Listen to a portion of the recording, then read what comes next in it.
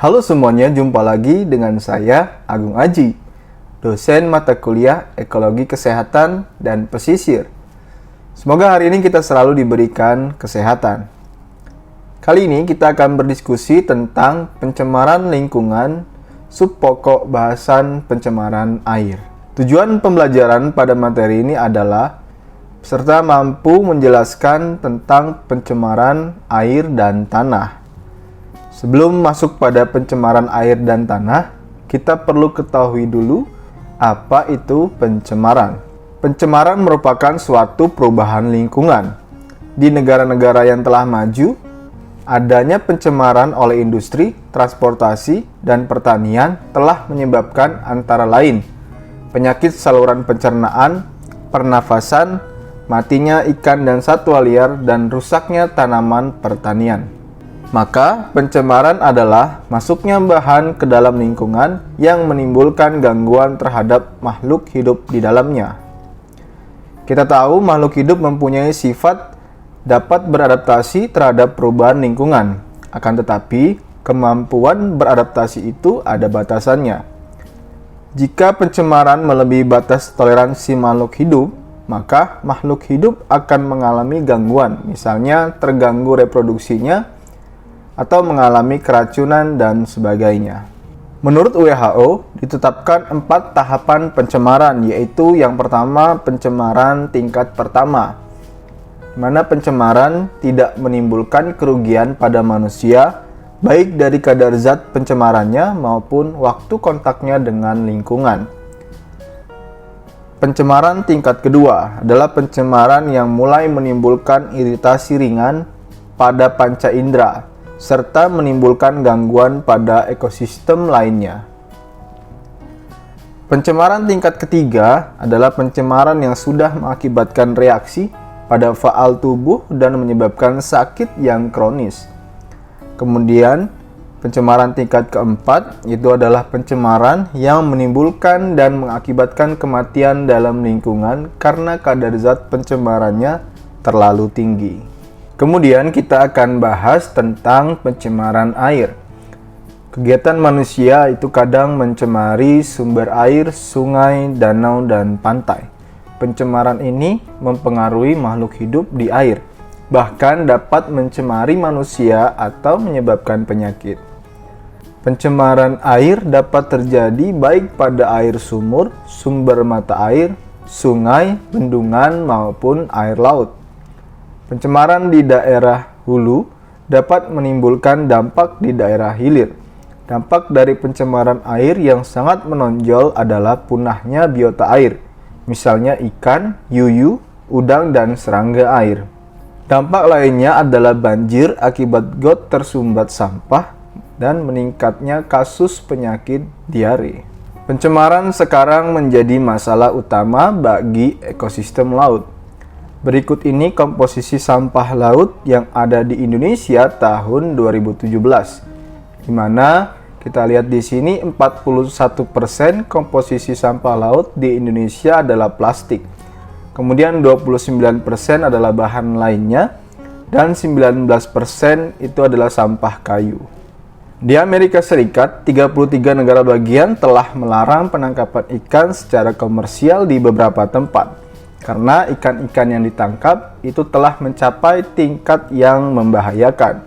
Ini akibat dari pencemaran air. Berikut ini beberapa contohnya. Yang pertama, Teluk Meksiko, di mana selain bocornya anjungan minyak lepas pantai 2010 lalu, Teluk Meksiko disebut sebagai wilayah laut dengan zona kematian paling besar di dunia. Kandungan zat kimia pada air laut di kawasan ini mencakup nitrogen dan fosforus yang berasal dari area pertanian Amerika Serikat di tepi sungai Mississippi. Kemudian contoh berikutnya adalah Atlantik Utara.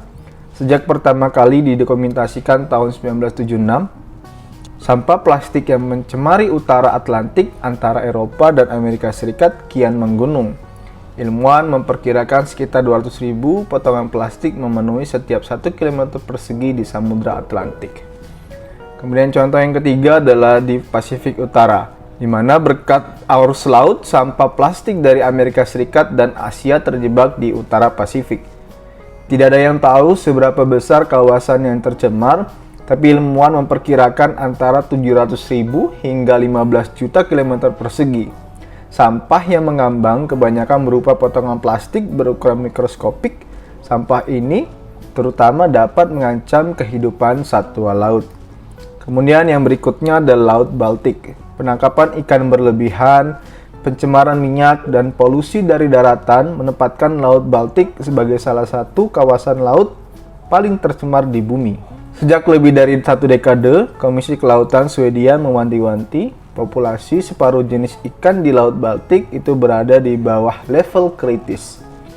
Finlandia bahkan melarang warganya memakan berbagai jenis ikan dari Laut Baltik atas alasan kesehatan. Ya, berikut tadi adalah contoh di beberapa negara atau negara bagian yang lautnya sudah tercemar, sehingga beberapa ikan-ikan yang ada di laut tersebut itu dilarang untuk dikonsumsi. Kemudian air yang tercemar adalah air yang telah menyimpang dari keadaan normalnya. Tanda-tandanya adalah sebagai berikut. Yang pertama adalah perubahan suhu air. Semakin tinggi suhu air, maka makin sedikit kadar oksigen yang terlarut dalam air. Kegiatan industri itu dapat menimbulkan panas yang umumnya berasal dari gerakan mesin. Jika air hasil industri tersebut dibuang ke lingkungan, maka suhu air akan berubah menjadi panas. Nah, itu tadi adalah tanda yang pertama bahwa air itu sudah tercemar. Tanda yang kedua adalah adanya perubahan pH. Air dapat bersifat asam atau basa tergantung besar kecilnya pH atau besar kecilnya jumlah ion. Air limbah dari industri yang dibuang ke sungai akan mengubah pH air dan dapat mengganggu kehidupan organisme dalam air. Nah, itu tadi tanda yang kedua bahwa air itu sudah tercemar. Kemudian yang ketiga adalah perubahan warna, bau, dan rasa air. Air yang tercemar bahan buangan industri menyebabkan perubahan warna, bau, dan rasa. Selain disebabkan oleh bahan yang berasal dari buangan industri, kadang bau dapat pula berasal dari hasil penguraian bahan buangan oleh mikroba. Mikroba dalam air akan mengubah bahan buangan organik, terutama protein, menjadi bahan yang mudah menguap dan berbau. Ya, perlu kita ketahui bahwa hasil dari kegiatan manusia yang mencemari air itu adalah salah satunya limbah industri yang mengandung zat-zat kimia berbahaya dan beracun.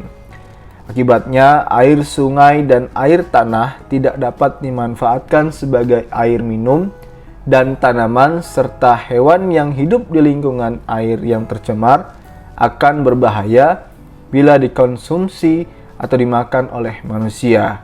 Ya, contoh dari kegiatan yang dapat mencemari air adalah limbah industri, pertanian, dan limbah rumah tangga. Oke, sekian materi dari saya. Apabila ada pertanyaan, silakan teman-teman tuliskan di kolom komentar. Terima kasih telah menonton video ini. Wassalamualaikum warahmatullahi wabarakatuh.